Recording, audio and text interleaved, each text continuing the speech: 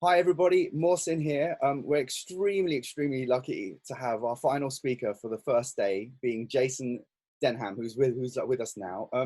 I've known Jason for about 8 or 9 years or so. I think I know him about a bit more earlier, but I've been following him for years, and I can actually remember his days in his earlier brand called like Blue Blood, as well as I can also remember bits when he did it like Pepe as well. I can actually remember meeting the Pepe designers and them actually talking about Jason then. So I've been following his career, and obviously, and I can actually also like remember when he started his Dennham namesake brand. I remember going onto his website and it was under like construction. It had a cool image, but actually he was already sharing images from his archive even before he started his own brand. So a huge fan, and we're completely honored to have you. Hi, Jason. Good to be here. Good to see you again. Indeed. Thank you so much. We're going to go straight into it. What career path did you take at college and like university? So, yeah, my education was in Manchester, in England.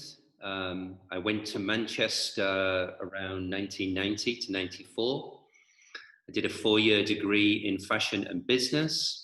I have to be honest and say I partly picked Manchester because of what was happening in Manchester at that time, and it was when the whole Manchester music scene was blown up, and it was all about the hacienda and the club scene and what was happening then, which in part was very inspirational for me. I mean, it was part of what turned me into the designer I am, with that kind of the trend then was very much about denim. It was very ill-fitting, bad, baggy kind of denim with very graphic tops, and I kind of nurtured that and made it into what I do today, if you like.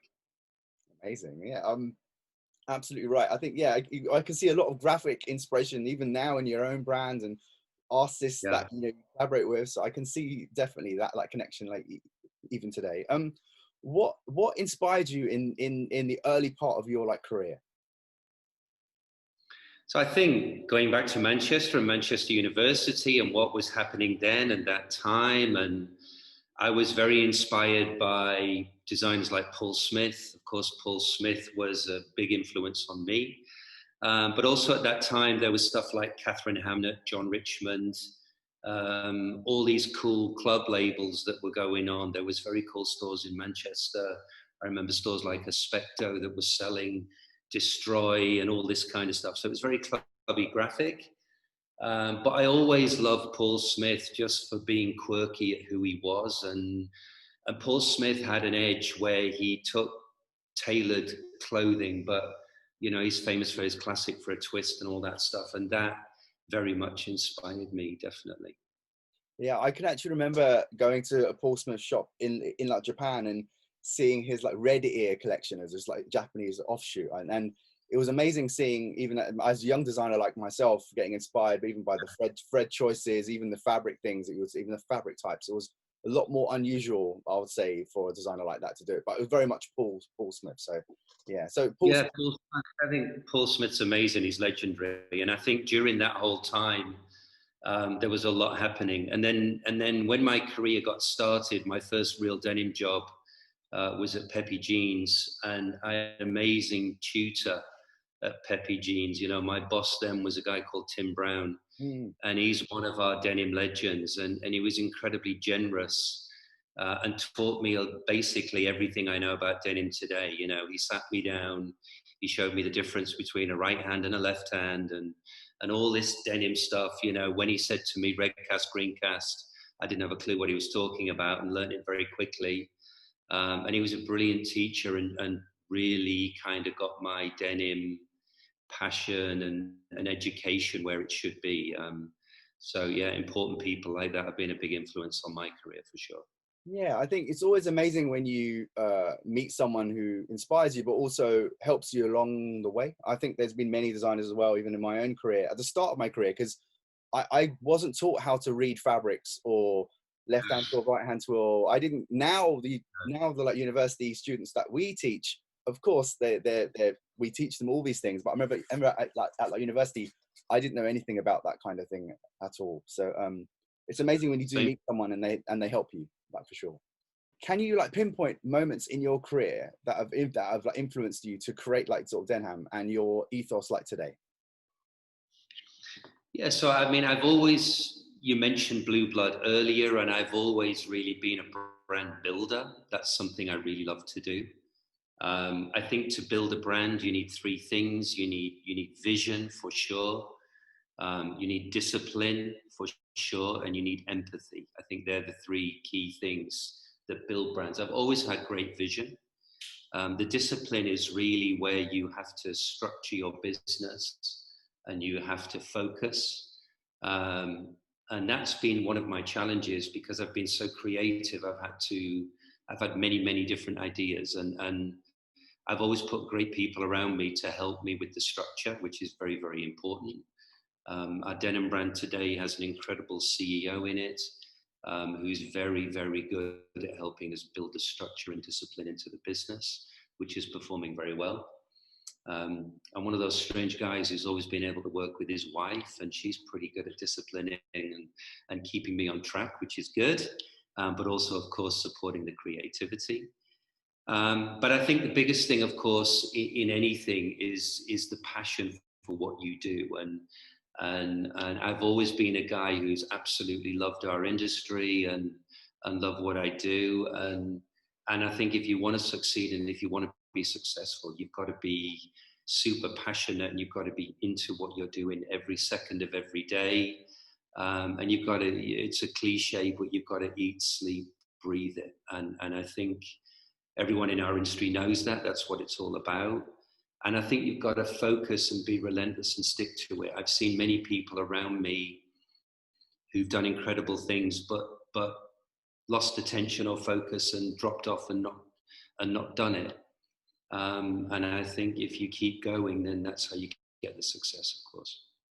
I think you have to really absorb what you're doing, right? It's like, you're right. Eat, sleep, everything. It's like, for me, it's like, I think one of the connections that I have with you is I remember going into one of your stores in Amsterdam, and you had the infamous darning machine, the Singer. You had all the correct like machinery for like repair, and I was like, wow! Not only is this dude really doing it, but he's really doing it. He's going to the depths of even in I've seen videos of you also sewing and doing lots of little things and actually like explaining it, and those kind of things are really inspiring even to me and even younger designers as well who always say Jason's cool because he does share quite a lot. But yeah, absolutely right. Moving on. Your influence from like Japan, like I can tell from anyone who knows you, of course, even in your stores, to even how your garments are designed, even to some, I can tell that you absorb a lot of vintage details and Japan in general. It like resonates with all the garments that you do, even your artisan washes. I remember seeing some of your washes and they were unbelievable, to the point where, this is pre-laser now. So this is like, you can tell hours and hours and, your recipes for these washes must have been crazy. When did you first go to like Japan, and when did that whole Japan thing really kickstart for you? So I first visited Japan a long time ago, around 96. I went there as a designer for Pepe Jeans, which was an incredible experience. We flew into Osaka, which blew my mind. It blew my mind like everyone who goes to Japan, I think, for the first time. But back in 96, Japan was really Japanese. You didn't really see Starbucks and McDonald's on every corner. It was very, very Japanese. There wasn't a lot of British road signs everywhere. It really felt like another planet, and I fell in love with it immediately.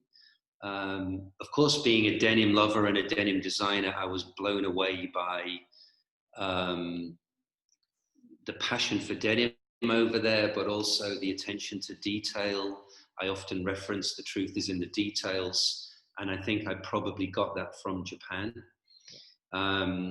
What I love about Japan is they love to do the best of the best in everything. So, of course, in denim, and I think the Japanese are the best denim artisans in the world. They're incredibly authentic, but of course, they add layers of their own taste on top of authenticity that take it somewhere else, which is amazing.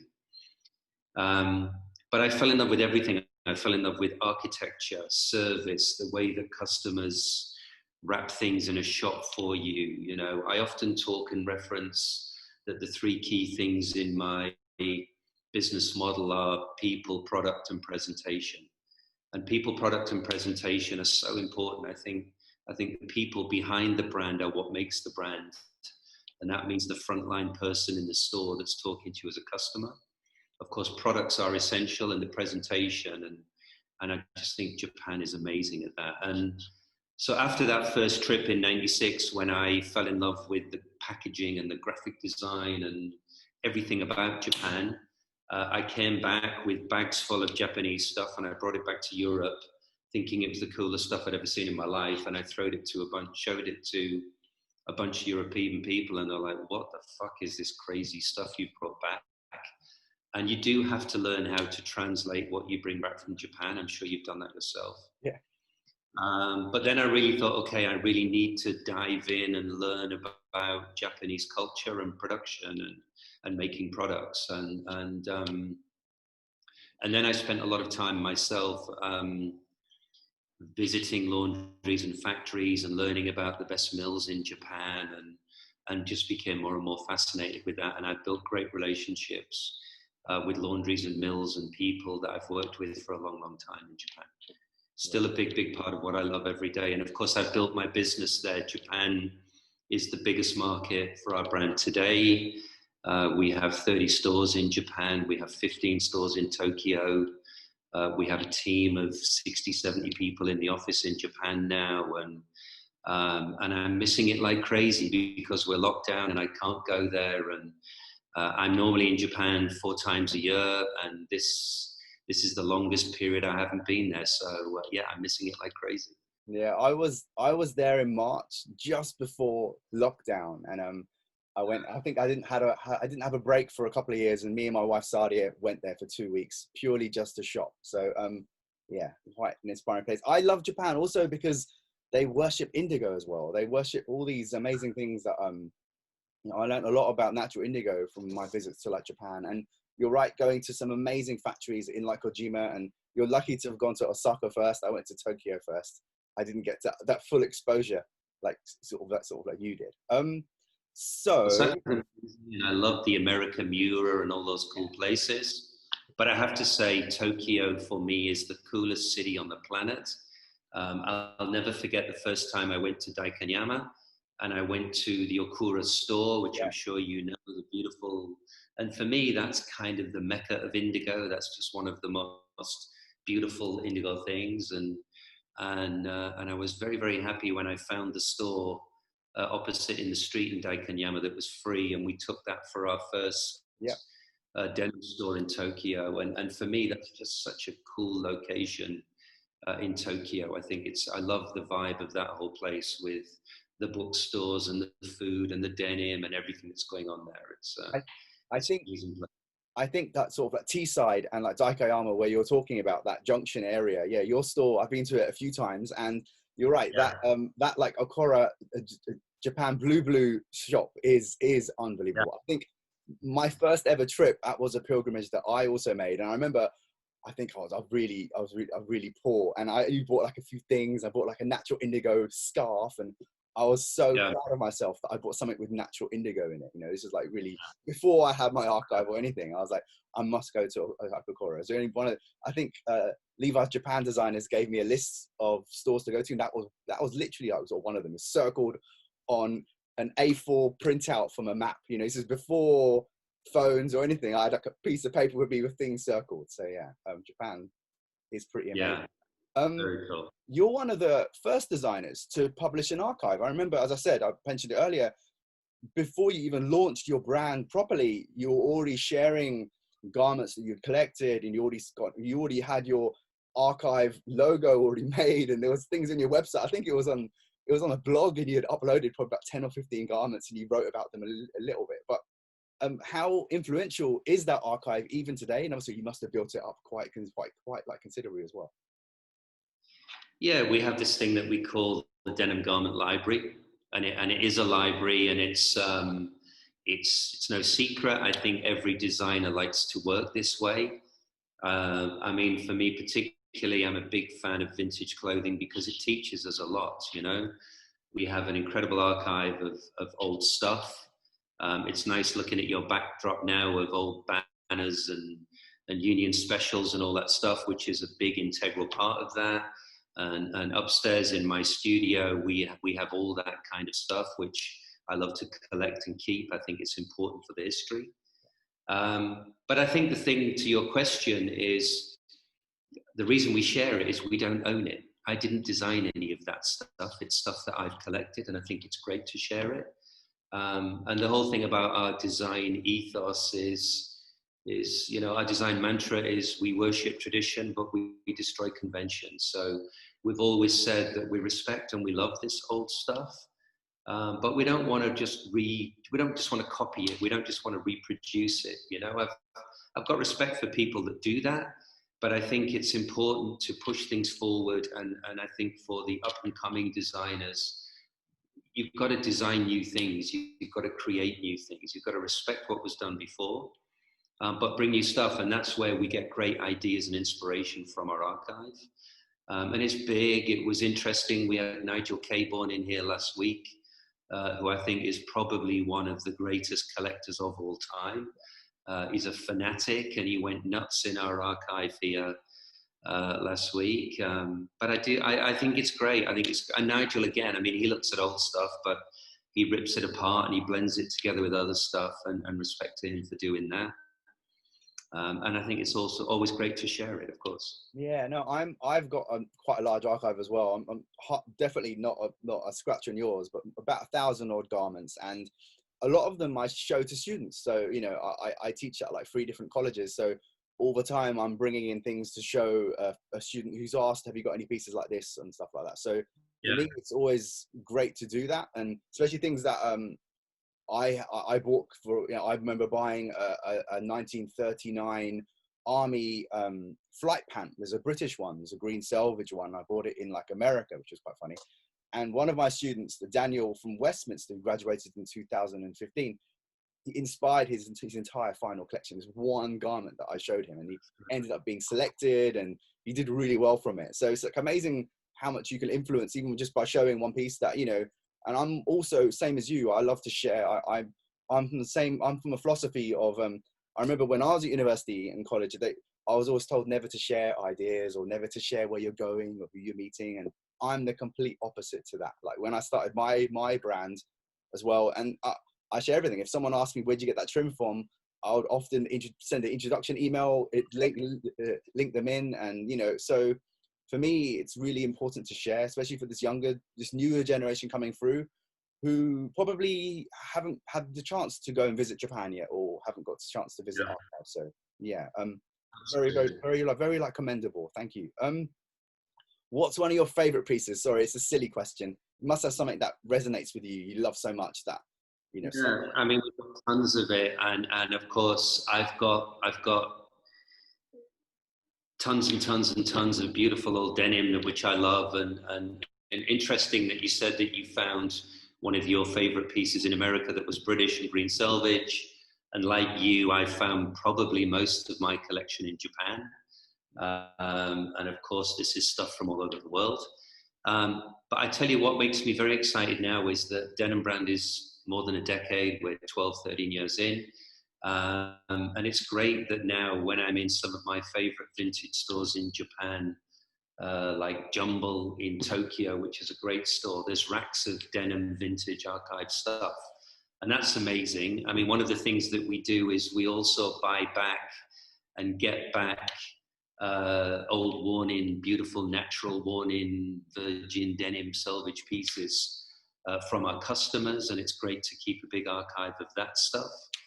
But yeah, too many to mention. I mean, my collection is full of course, denim, but also costume and military, and everything's in there. So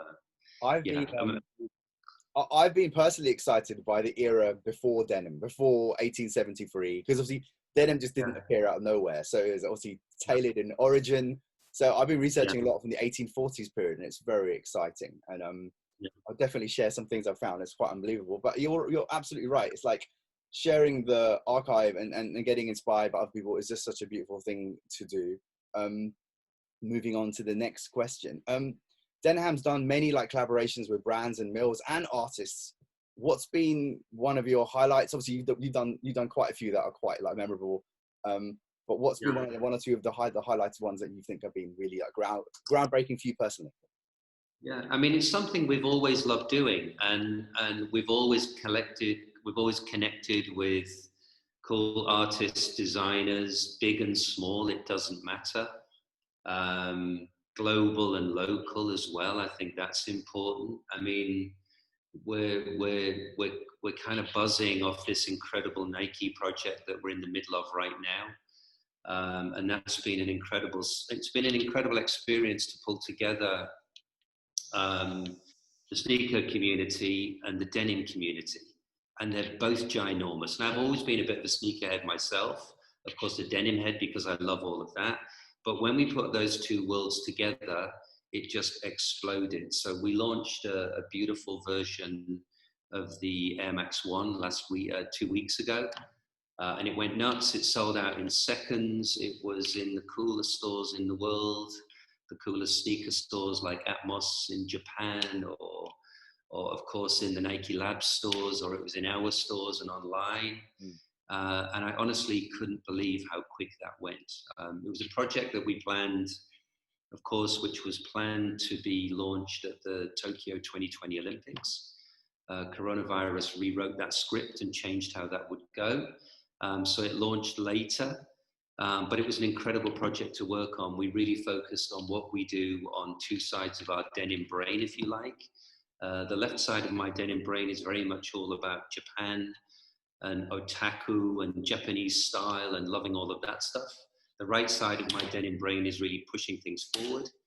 And that's really about Italian denim. I'm a huge fan of Candiani, which I'm very public about. I think they make some of the most sustainable, beautiful, incredible denim developments there are. I think they make some incredible stuff. And we did a great project with that, where we did the Air Max 90 and the Air Max 95 and reproductions and cool stuff.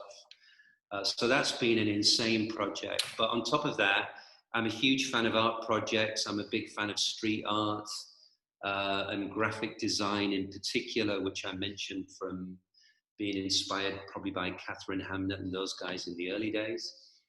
But I think, you know, print artists like Anthony Burrell in the UK, he has this incredible work hard and be nice to people, which I hung in my studio when I first opened it, and that's been a cool thing that resonates with people when they come to work with us or visit us. But I do a lot with street artists. We've got this incredible big painting on the side of our Daikanyama store, which has truth in huge letters, that was painted by a guy called Ben Ein, who is synonymous in Shoreditch in London, doing incredibly cool stuff. So we love to link together with those kind of things, but we've also looked at our brand profile and thought about who's our consumer. And I guess it's me, of course, in a way, because it's stuff that I love, but every day I write and I draw with a Mont Blanc pen or pencil. So we did a project with them, which was a lot of fun. We connected with Barber because I love the great Barber outdoor jackets. I bought one 25 years ago. Still got it today. It looks amazing. I was born close to the Barber factory in the northeast of England, so I've always kind of been connected. I've always been a huge fan of Converse, and we did a project with them and Jack Purcell's. I think I had more than 100 pairs of Jack Purcell's in my wardrobe at once. Wow. Which I needed to clear out. It was a bad habit, but yeah, I mean, I think it's nice just to think about your profile and what we do and what we love, and connecting with all those kind of things. So that it's always been fun to do those projects. Just talking about collecting, how many scissors do you now own? Obviously, the ones behind you are vintage ones and ones that I guess you found or people have found for you. Because every store I go to, you've got scissors there. Obviously, that's a part of your brand identity. But how many do you now own? Have you just lost count? Yeah, no, we have thousands. I don't have the exact amount. I don't know. It's probably getting close to maybe eight or 9,000 pairs, because wow. I remember one time we bought from one supplier 3,500 pairs that came from India. All the stuff behind me, I'm sitting in our boardroom now in our headquarters in Amsterdam. But all of these are beautiful vintage tailor shears. We have them all over the stores in Japan and showrooms everywhere. So it started out by buying in markets, and when I was in, I don't know, Brimfield, or when I was in LA, or when I was in Tokyo, or anywhere, picking them up. Of course, buying on eBay and all that stuff. Then we met this guy called David Gensler, who we've known for a long time, very cool guy, big scissor collector. We discovered that he had a big collection, and so did I, and he surrendered his to me, and we, on the understanding that I respect it and love it. So yeah, it's become a big habit, but it's a big part of our brand, of course. It's great. I remember, I think when you started, obviously your logo is a pair of scissors, right? And I think, unless I've got this wrong, it's the actual scissors that you had when you were quite young, right? The shape of it. So I actually lost mine in an airport, which is a very sad story. I was in Hong Kong, and for some reason, I was hand carrying it. Obviously, I should have, but I lost my shears that I had when I was a student. So I was pretty gutted about that. But anyway, that's the way it goes. Anyway, you've been at the forefront of doing artisan like repair, and you've even got mending shops, and even in all your stores you offer services, and you're one of the first, I believe, to actually do this. Well, especially in like Europe, for sure. You're one of the first to also do lots of other things that are first. Like you did the very first biodegradable denim with Candiani. But which other firsts are you most proud of that you've done, or you don't like to boast, but what you can actually say? I think our plan has always been the same since we launched this brand in 2008, and like I said, it's focused on people, product, and presentation, and I think service and quality and craftsmanship goes into all those things. So when we opened a store, our first Denim store in Amsterdam, it was all about showing craftsmanship. I've always loved product, and I've always loved making it myself. I love nothing more than sitting behind the machine and playing with ideas and construction and repairs and all that kind of stuff. And I think it's something that you should show the customer. I think it's great when you put theatre inside your stores and you show people what you do and where it comes from and share. I think it's great that we always did this kind of service repair thing in the early days, and like you said, putting the Singer darning machines or the Union Special chain stitch machines and these kind of things in the stores, and we still do that today in all the stores in Japan. But I think one of the unique things we did was the kind of how to wash a pair of jeans. A lot of the denim heads were like, how do you wash a pair of jeans, and should you turn it inside out or not, and what temperature should you use, and what soap should you use? And so we just started really doing it for fun in Dijkanyama and here in Amsterdam, and just making it part of what we do. And I think it's a great thing to do. I mean, no one should ever throw a pair of jeans into a washing machine or a tumble dryer. It will just destroy it. So it was just kind of sharing the culture, if you like. Yeah. But doing firsts, I don't know. I mean, is it important to be first? I don't know. But is it important to do the things? Absolutely. And we've always loved doing that, for sure. Whereas obviously you mentioned about Japan being your biggest market. Where do you see the business heading more? Are you quite content? Because you have expanded quite a lot in the last few years. It's like rapid, and I've seen it. Many even when you go around Amsterdam, you've got many, like 2 or 3 stores that are in close proximity, which is amazing, because each store is now catered to one subject. You can be a bit more, you can talk about it more, you can have a little capsule in each shop. So where is your company heading now? Or the company is still with the same plan. So when I launched the brand, I knew that there was 2 very, very important denim capitals in the world for me, and one was East and one was West. So, of course, West being here in Europe and in Amsterdam. And Amsterdam is an incredible denim city. You know it, you visit here. We have great denim schools, and we have great denim brands and great denim stores here. There's a big denim culture here. It's a big part of what Amsterdam is all about. I've often said the Dutch community eat denim for breakfast, lunch, and dinner. It's just what we do. It's how people dress. It's a cool thing here. And another big denim capital for me in the world is Tokyo.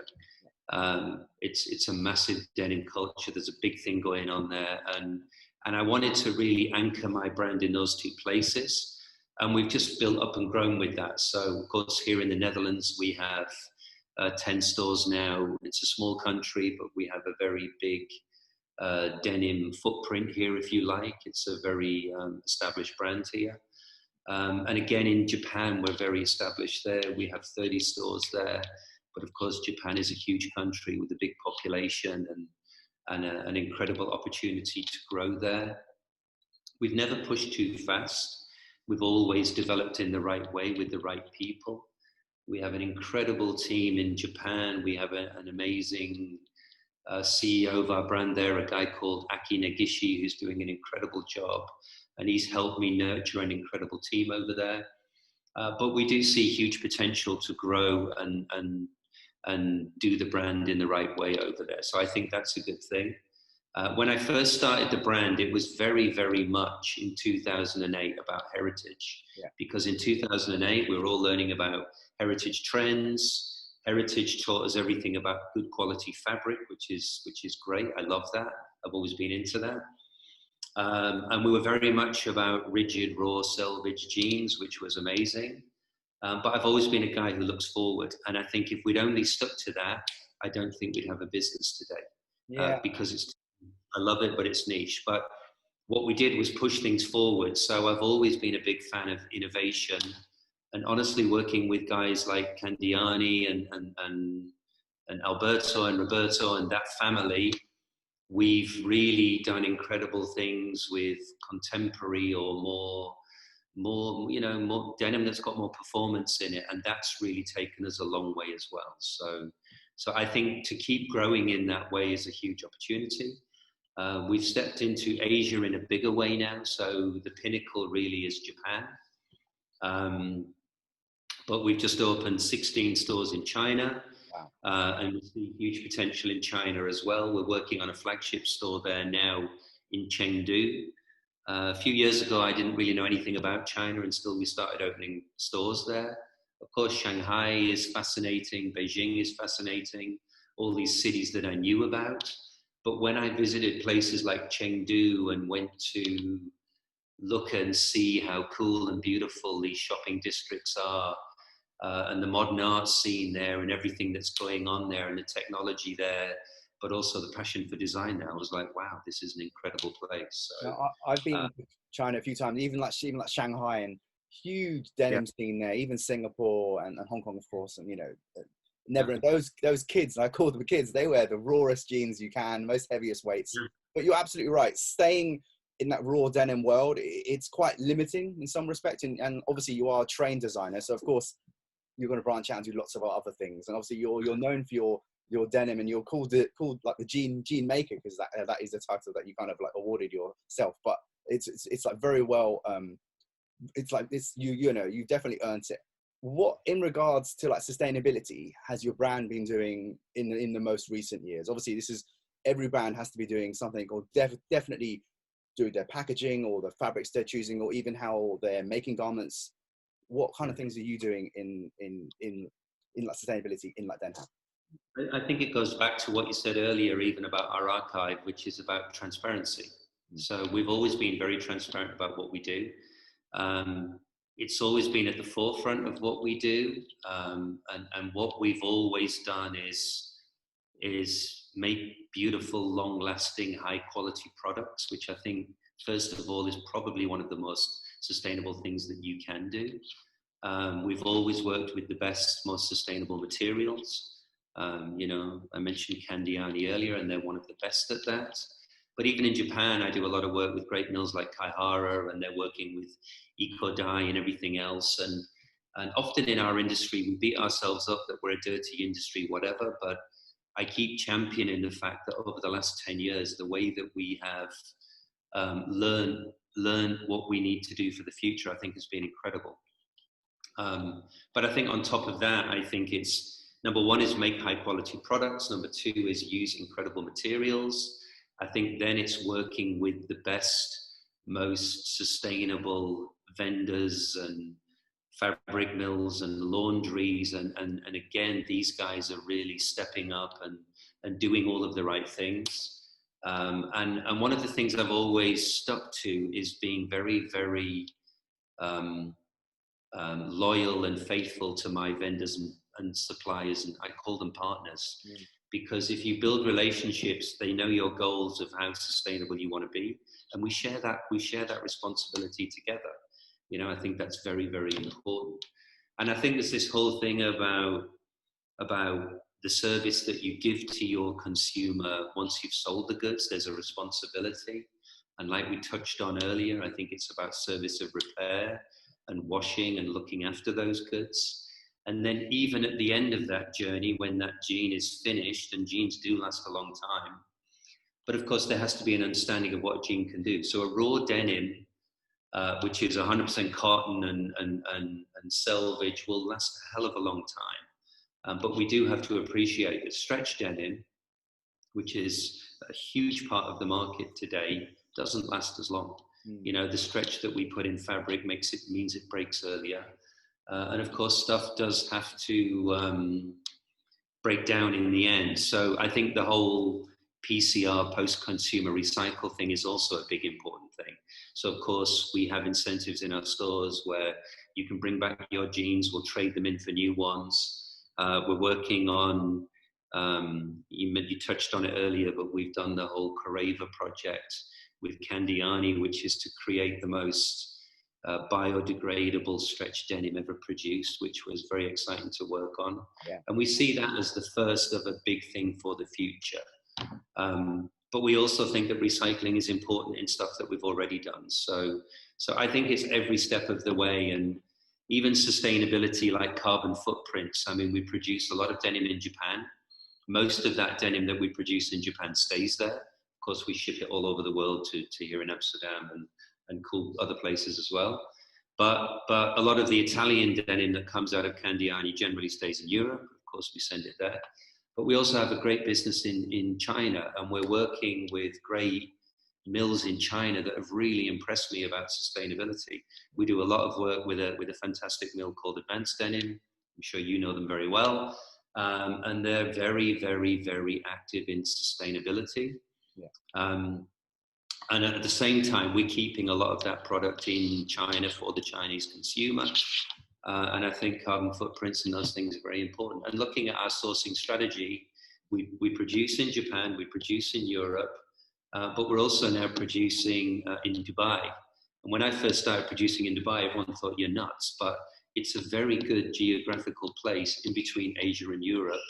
It's kind of 6-hour journey either way. And again, with carbon footprints and those things, it helps on that level. But this is a big subject we could talk about for hours, and it's probably one for later, I think. Yeah, no, absolutely right. Just going back to the Kaihara, I'm big fans of those guys as well from the earliest part of my career. They're one of the best, really, and always consistently good. That's the thing. You find a good mill, and they can always consistently do. Even just to say, you know, obviously when Levi's lost Cone White Oak, they went to Kaihara to develop all their vintage lines. So it kind of, you know, it says it there. Amazing. Yeah. Fun. So let's do some fun questions. That's really quick questions now. When you design a jean, do you start with the front or the back when you start? So when I design a new model, I normally put something on a body, generally someone in my team, cover it in tape, and get a pen and draw all the style lines on and imagine it 3D. Nice. And really work it out. And then I take that piece off and then I sketch it and hand draw it flat 2D. But yeah, interesting question. Okay, and the next questions are like quick short answers now. Cotton or polyester thread? Mix. Okay. 1 centimeter selvage or 0.6 or edge of the foot selvage? Always 0.6. Edge of the foot is too small. 1 is far too big. It looks ugly. 0.6 is definitely the one. 100% agree. This is quite an interesting one. Tencel or Hemp? We use a lot of Tencel, mostly in our women's line, and Hemp has been big in men's, so both. Good, good. Red cast or green cast?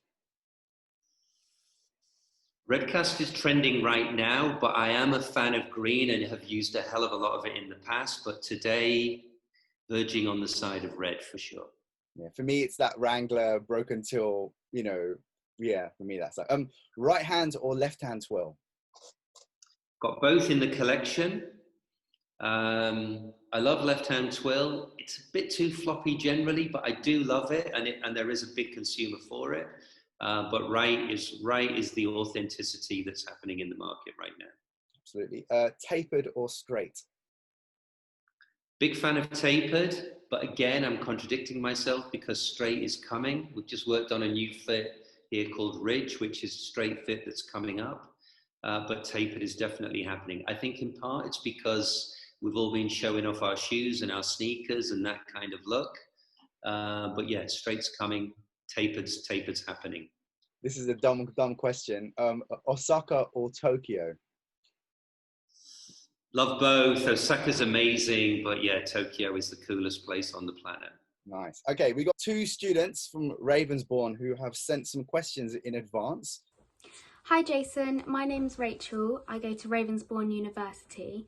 I just wanted to ask, being based in Amsterdam, does this affect the way that you design? And I was also wondering, what is your ideal jean made from? Thank you. Hi Rachel, good question. Does Amsterdam affect the way that I design? Yes and no. Amsterdam is a big denim city and I'm surrounded by blue jeans here and denim culture. But pre-COVID, I was always on a plane, always traveling, always in Japan. The denim industry has a big passion to move around and go to markets and find inspiration. So yeah, of course, Amsterdam is cool and we get ideas from here, but I think the denim community picks up ideas globally from East, West, America, from everywhere. So that's the first part of the question. Second part of the question, what's my favorite fabric?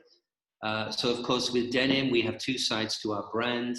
I love a beautiful Japanese selvage denim. I'm a huge fan of Kaihara, which we discussed earlier. I think they have some of the most beautiful fabrics ever made. But of course, I love innovation and I love performance denim. I love to work with high performance stretch denim, especially in our women's lines, also comfort, authentic denim. So there's no one perfect answer to this because in our line, we do a lot of different things. We need the right fabric for it. We also work with a lot of seasonality. So we do 4 collections a year. A big part of our business is in Asia. Next week, I'll be launching internally my summer 21 collection. We have beautiful 9-ounce, 10-ounce lightweights, selvage, incredible stuff in there in great mixes. Yeah, so it really depends on seasonality, which market we're focusing on, all that kind of stuff. Thank you. All right, and then the next student is Elliot. Elliot Gaywood, Ravensbourne University. Hi, Jason. My question is, what is your ideal fabric for a pair of jeans? And do you think there's any advancements in the future that you would like to see jeans made out of? Thank you. Hi, so another good question. You know what? The innovation and evolution in jeans is definitely moving faster and faster. So shows like Transformers have really helped us all connect with all different kinds of mills and technology that's going on. There's been a massive thing happening in sustainability and I champion that and I support that. But I actually think that as denim brands, we have a responsibility to move things forward as well. And the godfather of our industry, Mr. Adriano Goldschmidt, who's my hero and a legend to this industry and to many, many people. He recently developed an incredible t-shirt concept called Ace Gold Green, which has no cotton in it.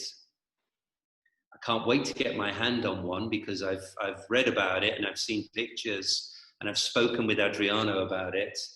I think that's an incredible thing, and I think it's an incredible thing for the planet. But I think it's also an incredible thing for innovation and moving things forward. And I'm pretty sure that that innovation in t-shirts is probably going to happen in jeans soon. And I think we've got to think about denim in different ways. So it's always been a cotton product, and I love it for that.